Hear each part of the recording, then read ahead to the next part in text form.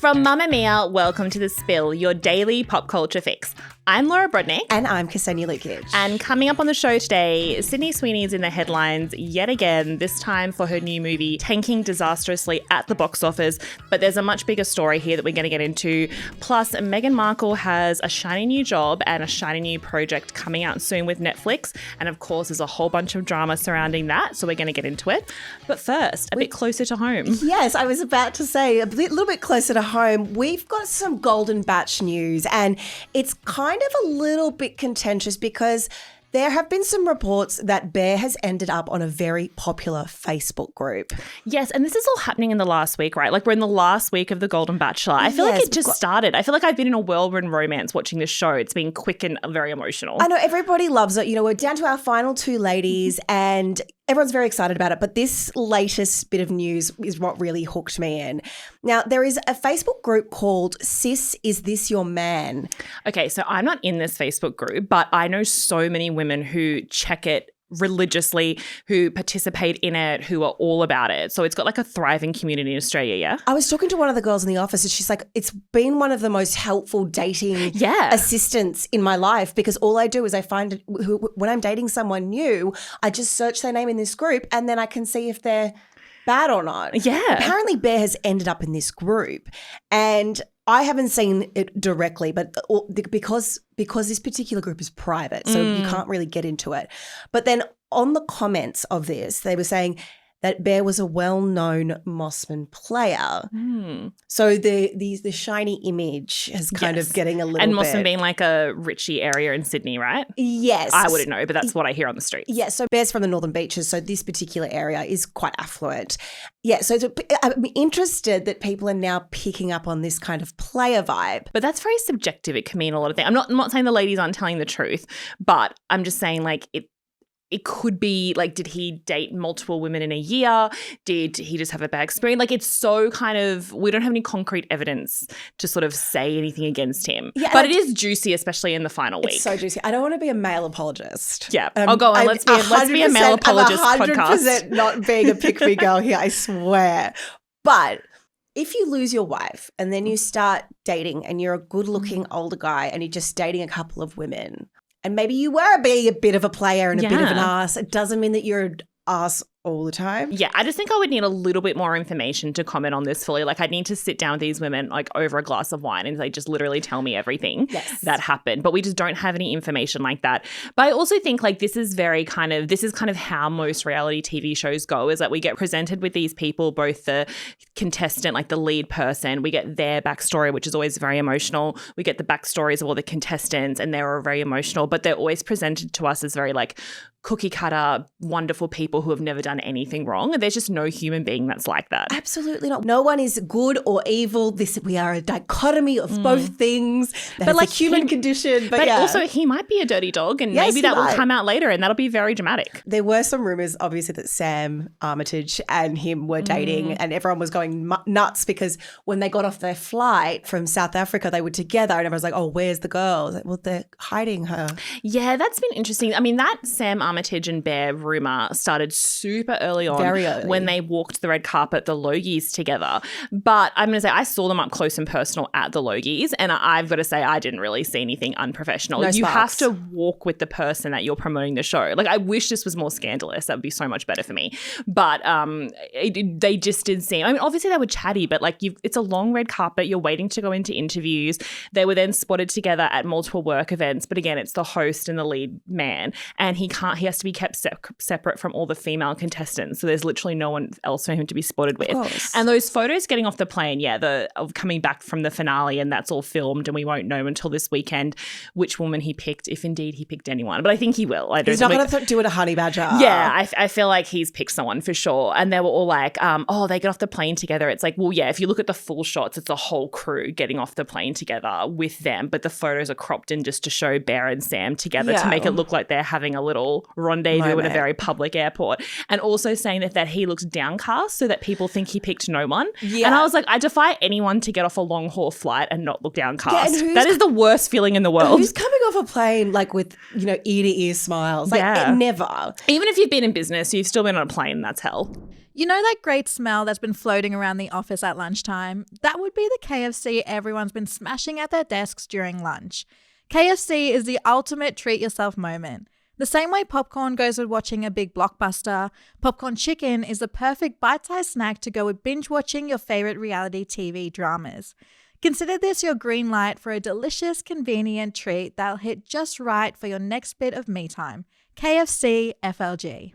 But what I have loved is people talking about doing a Golden Bachelorette.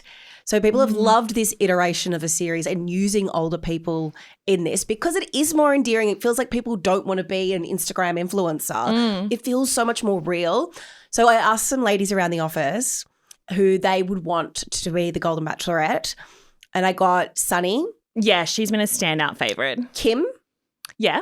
And Bianca. Yeah, Bianca I always thought, obviously because she's been a media personality for so many years. Like she's been a radio host and a TV host for over 20 years and has like shared her story about her marriage breakdown and her fertility and everything. So I feel like everyone is everyone was already on her team, but after this season, they're more on her team. Media trained. She's basically good to go. And she's just, she's like really lights up the screen. I feel like they'd all be great, but I feel like it would be a very safe bet from the network to do a Golden Bachelorette and make her the star. Yeah. So it's kind of interesting because I wanted to play you something that happened in Hometowns last night. Are you a feminist? Am I a feminist? Yes. No. The fact that he answered so confidently, I just feel like that tells a lot about who he is as a person, especially because his answers make him seem like he's a feminist. For a guy to be a feminist? Well... Do you know what it means? No, not really. Yeah. Look, I come from a family of all boys, raising all boys. So I admit, I have no idea what being a feminist means. Tell me what you mean. You don't have to be a woman to be a feminist. Okay. Everyone should be feminist because it just means that you believe that all people are equal. Yes. Including men and women are equal. Well, of course, yes. Well, I'm a feminist. Okay. Bear not knowing what feminism is definitely could be a generational thing. So I decided to give him the benefit of the doubt because it does seem like he's really into my mum. What do you think of that? He doesn't know what a feminist is. I do. I mean, the fact that he sort of says at the end, like, oh, no, I believe men and women should be equal does make me feel that he's not like, all women should be in the kitchen kind of thing or shouldn't have jobs or anything like that. I don't know. People do have some people have a very weird takeaway for the word feminist, especially not to generalize, but especially in older generations. Well, they're say, like, I still hear women say like, oh no, I'm not a feminist because I love my husband. Yes. Or I'm not a feminist because I have a son. Like, I think that there's sometimes people misconstrue the word and they think it means I hate men. Yes. But I think when he heard like, oh, but it just means men and women are equal, he was like, oh yeah. He just sounds like kind of like an older dad who's not versed in that stuff. And that's pretty common. I 100% agree with you because I think about the men in their 60s that I know, and we're talking about a younger boomer here, so the younger boomer generation, that their interpretation of the word feminist, again, I feel like I'm really apologizing for him, but it's just because I can kind of get where he's coming from. Yeah. He's just an older dude. They associate it with that sort of 70s feminism where they're burning bras and they've got long armpit hairs and they hate men and that's what they believe rather than acknowledging it's got such a negative connotation to it. And I think that's probably what he understood by it. Yeah, exactly. I don't think he's stupid. I just think he has a perception of what's in their brain of what a feminist is. Again, I think much like, I mean, not to equate the Sis Is This Your Man with feminism, although it is a feminist organisation, so maybe it is, but I think, again, I would need like more than just a TV grab to hear his thoughts on that because I think it's a kind of like a bigger conversation. But I think he sort of came off, like, are people ragging on him for this or did he come off okay? I think he's just getting a little or bit it's of just back. been the kind of pull-out moment from the episode. I think it's just people picking up on it generally going, oh. But I think it's just one of those things that dads say that you kind of go, oh, God, you roll your eyes at them. Like I've heard many boomers where I'm like, oh, God, you roll your eyes at them and you move on. Yeah, exactly. But yes, we can correct him sometime and tell him what a feminist is. So we have 2 bits of news for Meghan Markle this week. Well, 2 bits of career news because she's always in the headlines for no matter what she does. So the first bit of news is that her Netflix holiday special officially has a release date. So With Love, Meghan Holiday Celebration. I mean, I guess the title kind of speaks for itself, but I feel like no one put any hard work into thinking up something a bit tricky there, is going to arrive on December 3rd, and it has been described by Netflix as a magical holiday celebration with a Christmas-themed episode of her much-loved reality series. With Love Meghan. Much loved is an interesting line. Yeah. I mean, that's kind of just been the tagline of a few places. That wasn't in the official statement, to be fair. And it said that Meghan will likely be showing a sort of over-the-top American festive season. So this is kind of interesting news because obviously the 2 seasons of With Love Meghan, well, I guess they filmed it all in one clump and then just sliced it down the middle. There was so much backlash around that for people saying it was a poor quality show. And then when the Netflix report came out, it was quite far down the list, so it didn't crack the top 100. And now there's this conversation happening, well, it kind of done that badly if Netflix have commissioned a Christmas special. And to that I'll say that it would have been filmed at the same time as they did the first 2 seasons, and it was already in the contract and already in the slate. Exactly. For like Christmas program happens a year out, so it would have already been in the works. This absolutely has been pre-planned, and it would have already either been recorded or in the contract, like you said. There's no way this was filmed recently off the back of her previous seasons. So they haven't announced a season 3 for With Love Meghan yet. So we don't know if that's going to happen. But it does look like it's not, though, because everything she said her deal with Netflix has changed. It still something might pop out. So I think there's something to do now. I mean, she sort of said it in a few different ways in interviews, but they had that big production deal with Netflix, and a lot of those projects didn't get off the ground, like the animated series they were trying to do and all these things. And so now I think Meghan has said that it's more of they have like a first look deal with Netflix. So she's talked about having this like really close relationship with them and saying that when she and Harry have ideas to pitch, they'll come to Netflix and give them the first look. So make of that what you will. But so a lot of the responses to this particular special and some of the clips that have come out beforehand, one of the things that she said is she used to teach advanced gift wrapping at Paper Source between advanced gift wrapping. I have so many questions. I thought it was a joke. That's the thing. It's not a joke. It's not. Okay. Do you think you go beginner, intermediate, and then advanced? And do you think there's a test? So I think Paper Source is like a stationary, a stationary store in the States. So apparently she used to teach classes there during her auditions when she would audition. To be fair, a well-wrapped gift is hard to do. Oh, 100%. No, I'm not throwing shade at that. But it just makes me laugh. It's just so absurd. No, part of me, I think I need to take that class because when I was in high school, I worked at Kmart and we had a gift wrapping table, and I really wanted to be on the gift wrapping table because it was better than like stacking boxes or being behind a checkout. And I was on there for 2 hours before a manager took me off because my gift wrapping was so bad and I was never allowed back. And even now, every year, my brother always looks at the tree and is like, before we hand out all our gifts, because we do it as a family, and always like, we can tell which one's Laura wrapped because they're so shitty every year. So I was like, maybe I just want to take Meghan Markle's gift wrapping class. I think we should do. Let's do it. Maybe there's an online course. Oh my gosh, we definitely do. Okay, so when it comes out, she does a gift wrapping segment in the special. Yes. So maybe we could like watch it and try and do it all together. I've got to say, I found some of the parts of With Love Meghan, all jokes aside, a little bit instructive because I have no skills in the homeware area. But I think this is the thing. So a lot of people look at it and go, oh, for God's sake. Like they kind of roll their eyes at it. They think it's stupid.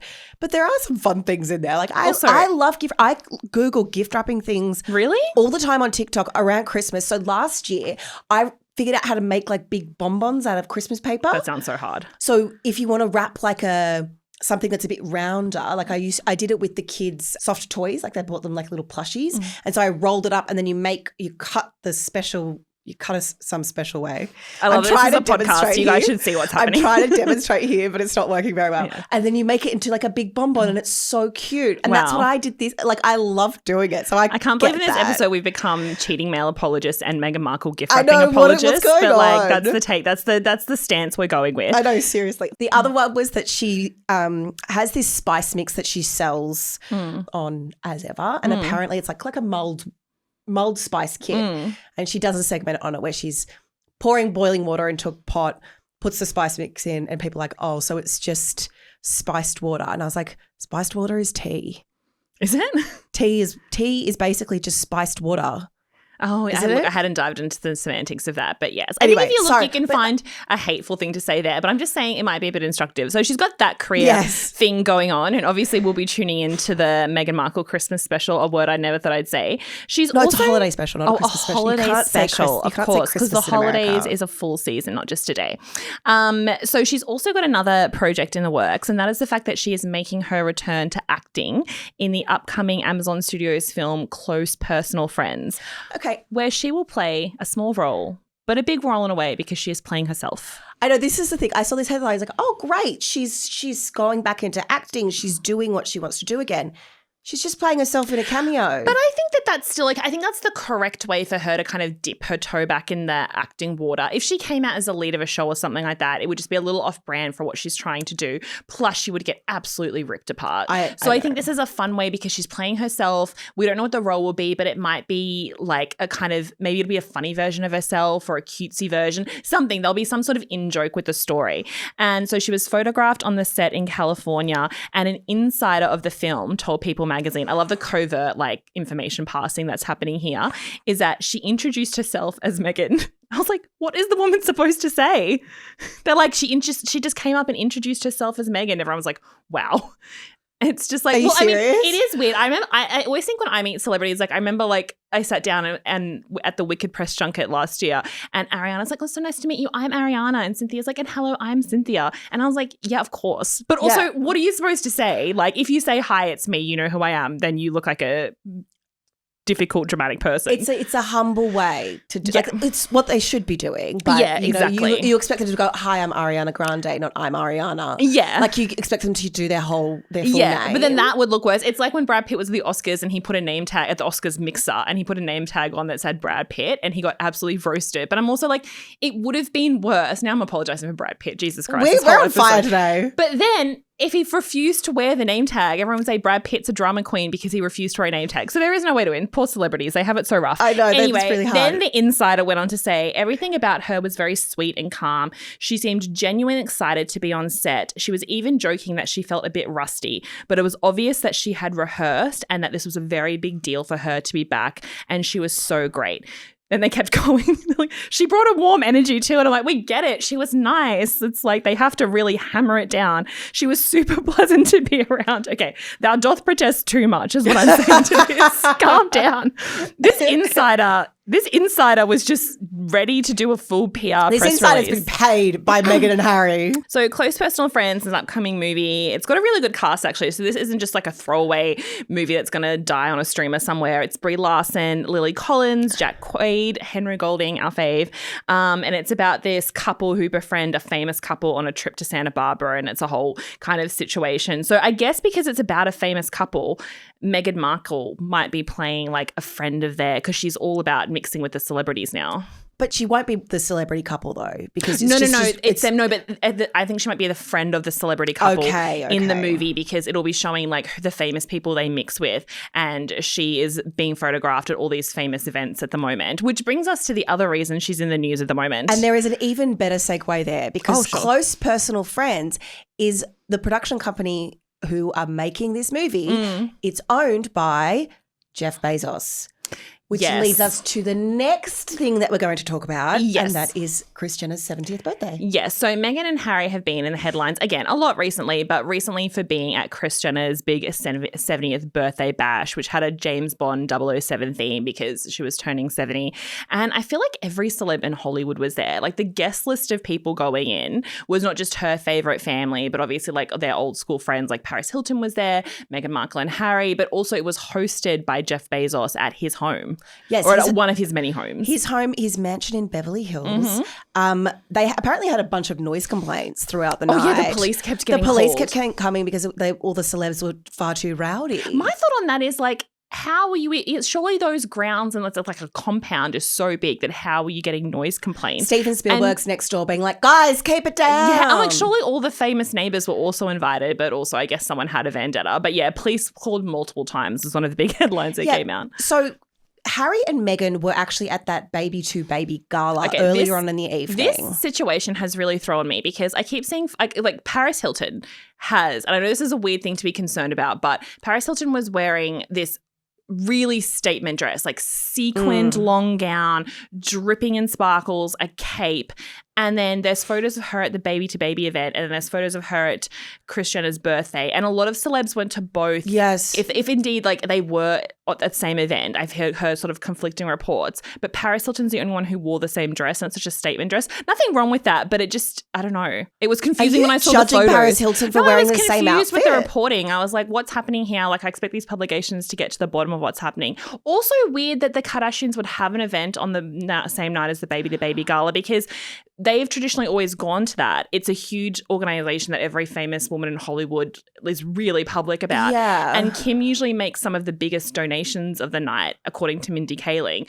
So weird that they would throw her birthday party on the same night as an event that everyone goes to. They need like a social diary thing where they can say that there's a conflicting event. But I saw Serena Williams was at Baby to Baby Gala, and we saw the photos of Harry and Meghan and Serena all together. And then they were then at the birthday party. So maybe the birthday party didn't start till like 10 after the gala finished. I don't want to throw shade at anyone at any age, but I don't know if a 70th is starting at 10. They're in Hollywood. And who knows what else they've got going on there. Even Kim Kardashian said she goes to bed at like 8 o'clock. I just don't know about that. But they've got, Kris Jenner's plastic surgeon was there. Yeah, obviously. So she's been singing that man's praises from the rooftops. Maybe there's even a secret password, because after she came out and said, this is the facelift I got done, this is the procedure, and this is the doctor who did it, apparently so many just random people called the office and said, I'm a friend of Kris Jenner and she recommended me, to the point where Kris Jenner had to give this doctor a password where she's like, if any of my real friends call up with a referral from me, they'll say this secret code, and that's when you can treat them. So no one else can get it unless you have the secret code. Oh my God, I want the secret code. I know. Why, you want to get a Kris Jenner facelift? Well, not now, but that's on stage. I'd take it now. If you gave it to me now, I'd be like, yeah, just do whatever you want. Put it in my back pocket for later. Yeah. Well, I don't know how to get that information, but I'll work on it. We need to start deep diving. Yeah. Can you use your journalistic I'll use my 6-minute interaction I had with Kim Kardashian over a Zoom to get that information. I love that. But okay, so the reason Meghan and Harry were getting a little bit of we kind of went off topic here. But the reason Meghan and Harry were getting a little bit of flack for being at this particular birthday party. The palace, apparently there was a palace insider that said that this was very tacky. Yes. The reason being, the event took place over the weekend, which coincided with Remembrance Day, which is where we all wear our red poppies on our chests. You could see Harry is wearing his, and it is obviously honouring those who have died in service. And this year is particularly important because it was the 80th anniversary of the end of World War II. And people are saying that it was tacky that he was at this birthday party whilst, we've got his brother and father, the king, doing these memorial services. And Princess Anne is here in Australia commemorating here. It's a very important day. And I think Harry understands the gravity of this because he has served 2 tours in Afghanistan. He understands the gravity of military service. Yes, and he has a whole foundation for service people who were injured in the line of duty. Yes, absolutely. So I don't think that that's a very fair assumption to make that this is tacky for him to be attending his birthday. Like, he understands the gravity of this day. Yeah, I think that's really the story that's been put out into the media and into the world. And, you got to kind of assume it's coming from the royal family, at least for the office of the royal family, because we keep seeing these 2 different storylines playing out at the same time. One is Harry and Meghan pictured at all these very luxe Hollywood events, going to Kris Jenner's 70th birthday, partying with celebs, being spotted with Jeff Bezos, her being on sets of movies, them like showing little snippets of their crazy rich home and all these things. And then we're seeing these photos of Kate and William, because it always comes back to these 2 couples and what they're both doing. And this idea that William is really pushing for the monarchy to be very stripped back, to be very like weir of service. People are saying that he was the one who really pushed for Prince Andrew to have his title stripped and for him not to be involved with the royal family. He's the one pushing for them to sort of not appear as this indulgent luxury thing of like, we're here just to serve the people. He's also given a new interview this week about like talking about Kate's cancer diagnosis and how that affected them as a family and how that affected their children. And so there's 2 big narratives that we're seeing come out as like Meghan and Harry drinking with like rich people and being like really scandalous, and then Kate and William in these very solemn photos just trying to get through this health battle, trying to serve the in the Queen's name, in the Commonwealth and everything. And I just don't think it's that sort of clear cut, but it's a very strong narrative. Yeah, it is very strong. And it's so easy to see that because that 1% that we see were all at Jeff Bezos's mansion. These are all the richest of the rich. And characteristically, the royal family are the original 1%, you could say. So they've kind of taken he's thrown out his title, quote unquote, thrown out his title, left the royal family to join this other royal family. I don't think it's a particularly fair assessment. I've seen how much work Harry puts into being a service member. It wasn't performative. That was a really important part of his life, and he's done that as he's grown up in all of his charities that he works with. But you're right, it is a very, very strong narrative. And it's so polarizing when you see the images from both of these events. But it feels a bit unfair to me. I mean, that's always been the narrative since Meghan married into this family of this whole kind of these dual storyline. So it's not really anything new, but I think it continues to be the real talking point. But look, we've got 2 now Meghan Markle projects to look forward to. We've got her Christmas special, which obviously we'll be tuning into as previously discussed, and her acting return. And it's probably going to be the same thing as we're seeing now. A lot of fandom, but also a lot of negative headlines, just like everything else she does. So we've had a lot of Sydney Sweeney stories in the headlines recently, which again is pretty much par for the course for this blonde woman and her big boobs. Oh my gosh, but it's all been, they're so great. Just a quick defense of the boob dress she wore the other day. Can I just say, if that woman had a flat chest, no one would have blinked an eye. Women wear naked dresses all the time. Thank you. Just because she has big boobs. So maybe that's just a personal hill. No, I agree with you. It really pisses me off. I watched in real time as people reacted to that photo. So many people around me, those photos dropped. Everyone's like, oh, what is she doing? And as a fellow woman with big boobs, obviously mine are 3 times the size of hers, but this idea that like you're just putting them out there trying to make a statement, they come everywhere with you. They're like 2 roommates who come along for the ride. And so you can't hide them away. I am so with you. Again, I am a large-breasted woman and I really empathize with it because I remember when I would wear things and your boobs move when you walk, let alone run. Like if you're running without the proper protection, those things are going to be whacking you in the face. Yeah, exactly. So this idea that she was being like so over the top and putting her boobs out. I'm just saying, again, if it was a flat-chested woman, that wouldn't have been a story. It would have been another naked dress. Anyway. She does have really nice boobs. Yes, she does have nice boobs. And I think they should just be allowed to be out in the world. I have other issues. Stop covering like the nipples. Why are you covering the nipples in photos? I have other issues with Sydney Sweeney. Her boobs are not one of them. Okay. Anyway, so all of this press she's been doing lately and all the headlines that have come of it have come from her new movie, Christy, which is the story based of Christy Martin, the real life boxer. And there's been a big build up to it because Sydney, obviously, there was those photos that came out when she was training for the role and she got really muscly and these pat photos were taken of her. So I think someone drove a boat past her home because she lives on the water with a long lens and took photos, and she had to come out and say it's for a role and I won't be shamed for it. So that was a whole big thing. She's been doing so much press. So the movie has come out. It hasn't performed well at the box office. There's no way to say it. Apparently it's among the top 12 worst openings for a new release movie for the number of screens it played on, and that list also took into account movies that opened just after COVID and also re-released titles. So that is how low it's performed under those, even times where people weren't going to the movies. $1.3 million in the opening weekend. Yeah. Which is probably how much she got paid for the role. Like it is low for a massive blockbuster movie like that. Biopic movies it's a as smaller well. indie movie. I mean, the thing is, we saw a similar story when her last movie Americana came out, and that also performed very low at the box office. But the actual story there was it didn't perform that low when you took into account it was a tiny indie movie, smaller release. It's just because when Sydney Sweeney's name is on it, people are expecting these big, like Anyone But You kind of box office franchisey things, when a lot of these movies that she's making through her production company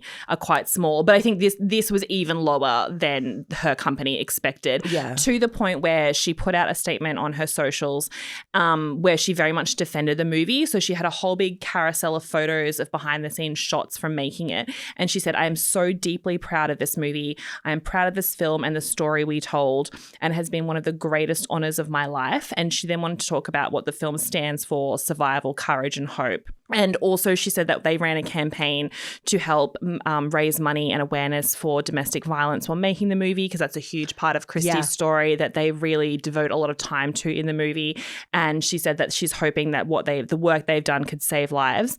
And she pretty much ended it by saying that, so she said, so yes, I'm proud. So she's obviously aware of all the stories around there about Sydney Sweeney movies flopped and all those headlines.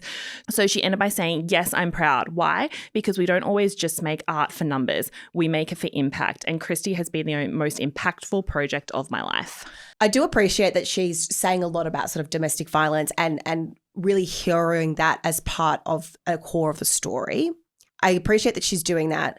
A lot of the backlash has come from a particular GQ interview that she's done. It's gone completely viral over the last few days, where she addresses the American Eagle jeans ad controversy.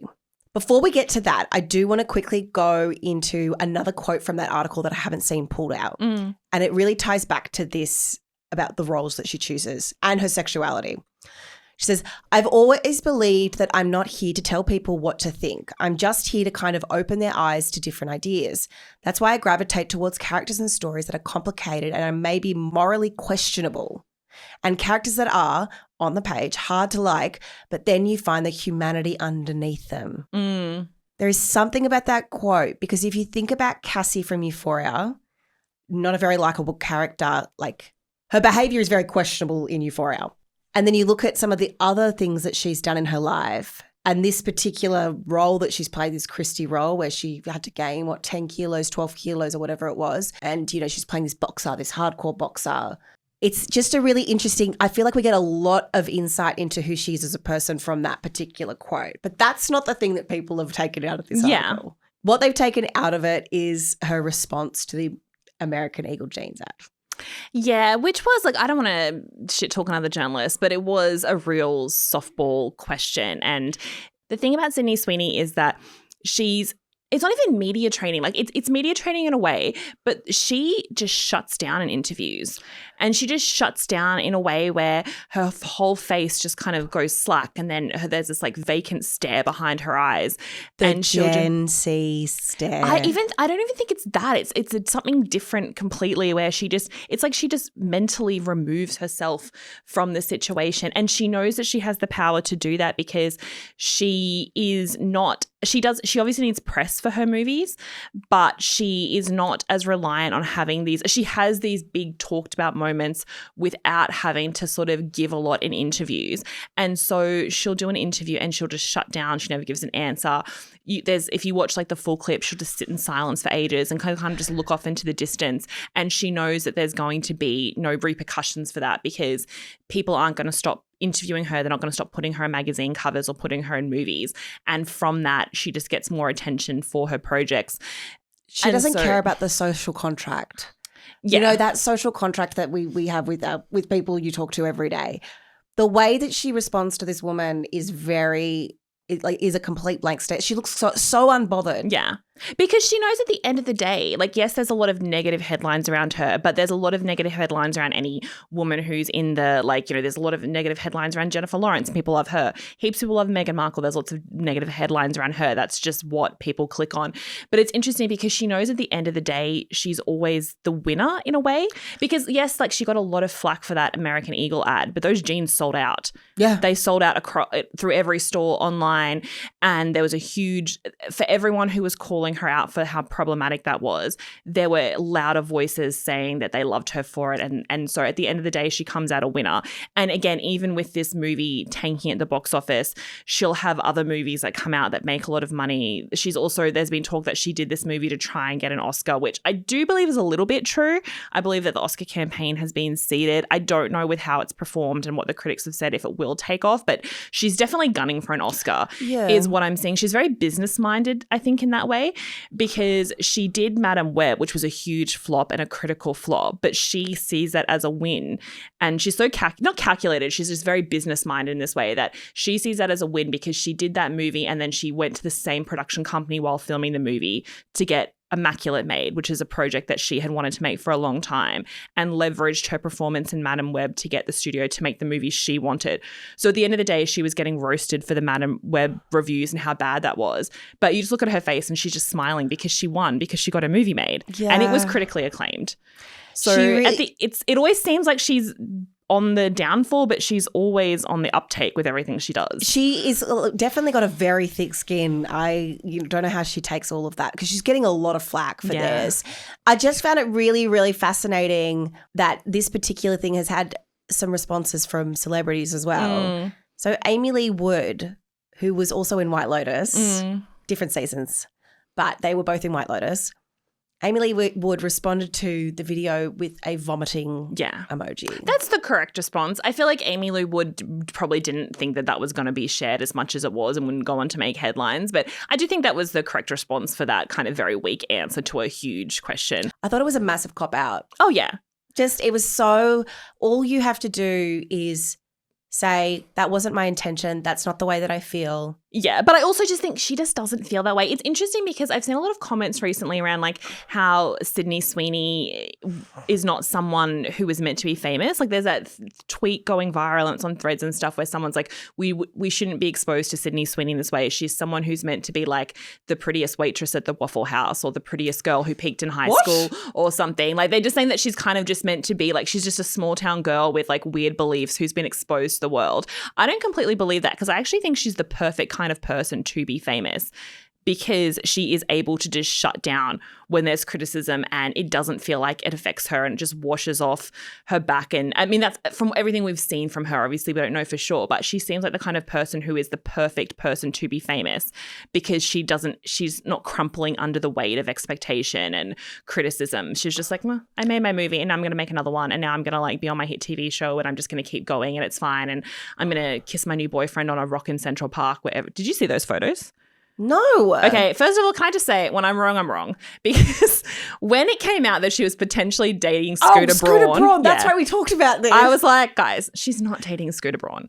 Like, they were I believed it. Well, wait, I have to go back and listen to the episode. Yeah. I just, because those rumors came out when they were spotted together at the wedding, and there was a whole big group of people, and it's that whole thing where it's a big group of people and then we cut into two and it looks like they're on a date. And the same thing happened with her and Orlando. Like they were with a big group of people, her and Orlando Bloom at the wedding after he'd broken up with Katy Perry. And if you look at the photos, it looks like they're on a date, but when you look at the full photo, it's just a bunch of people at a wedding. Did you ever think that when we talked about that Jeff Bezos wedding that it would impact so many of the episodes that we've done since? No, it is just... It has really infected, not infected. It's like a butterfly flapping its wings and a tsunami happens in another country. Like it has had widespread effects. It has had a real ripple effect on this show. Across the world. So Scooter Braun and Sydney Sweeney have been dating. They've been photographed out together, holding hands and stuff, but nothing sort of overly public. Until recently, they were walking through Central Park and they sit on top of a big rock, like the biggest. Oh yeah, the rock at Central Park. Yeah. In the most public place you can be, and they have a full-on makeout session. And I can only imagine from the amount of angles and photos there are about this that there was just a throng of bystanders all with their cameras out just taking heaps of photos and videos of them, and they just didn't care. Because they're just fully together. Having a Mac. I don't like that for her. I've seen a lot of people say when someone tells you who they are, believe them. And I'm getting a lot of that from Sydney Sweeney. I do think she is a pretty good actress. I really liked her in Euphoria. I thought she played Cassie very, very well. I do think she's a good actress. But watching the way that she behaves, I just am disliking her more and more and more. But it's interesting, she's sticking up for domestic abuse survivors in a way that was not done in other press runs of other movies that were covering domestic violence. So I appreciate that. Again, people are complex. But just the way that she's responded, I don't like Scooter Braun. Just getting really icky vibes from her. I just think that she went from being like, I mean, I don't know that much about her old fiancé, the fact that they, made movies together and stuff. It just feels like she went from some older controlling guy to another older controlling guy. She's saying in interviews that she's single, but the Pride Rock photo tells us that she's not. I also just think kind of full circle it out is that we have been talking a lot about how a huge kind of like dramatic moments and like lots of headlines and things will make people want to watch a project. And if that was Sydney Sweeney's intention, which I don't know if it was, I think her intention was to I think that she thought that people would be very invested in like her body transformation and this story and this idea that she's come from a teen show and now she's wanting to win an Oscar. I think she thought that would kind of be the arc for this show, but it kind of shows that even with all the drama leading up to this movie and the headlines and the press run and the boobs and the rock photo and everything, that it still didn't drive people to see the movie. So it kind of goes to show that you can have a dramatic press run and that it doesn't mean that people are actually going to buy a ticket for your movie.